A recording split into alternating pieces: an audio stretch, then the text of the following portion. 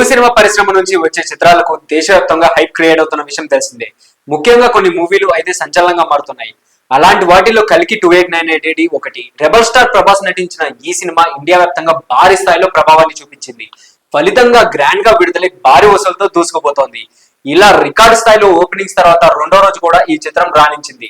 మరి కల్కి 2898 రెండు రోజులు బాక్స్ ఆఫీస్ కలెక్షన్ పై ఓ లుక్కేద్దాం పదండి. రెబల్ స్టార్ ప్రభాస్ నటించిన హై రేంజ్ సినిమానే కల్కి 2898. నాగశ్విన్ తీసిన ఈ మూవీని వైజయంతి మూవీస్ బ్యానర్ పై అశ్విని దత్ నిర్మించారు. ఈ చిత్రానికి సంతోష్ నారాయణ్ మ్యూజిక్ అందించాడు. ఈ భారీ బడ్జెట్ చిత్రంలో దీపికా పదుకొనే హీరోయిన్ గా నటిస్తోంది. అలాగే బిగ్ బి, అమితాబ్ బచ్చన్, కమల్ హాసన్, దిశా పటానీలు ఇందులో నటించారు. ప్రభాస్ కల్కి 2898 మూవీకి నైజాం లో 65 కోట్లు, సిడెట్ లో 27 కోట్లు, ఆంధ్రప్రదేశ్ లో 76 కోట్లతో కలిపి తెలుగులో 128 కోట్లు బిజినెస్ అయింది.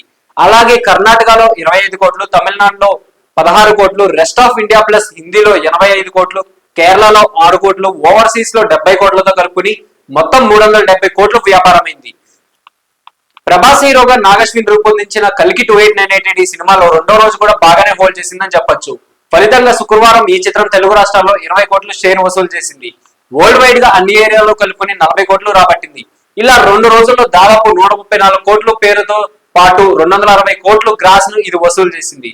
సో ఇలాంటి మరిన్ని ఇంట్రెస్టింగ్ అప్డేట్స్ కోసం please do like, share and subscribe to our YouTube channel.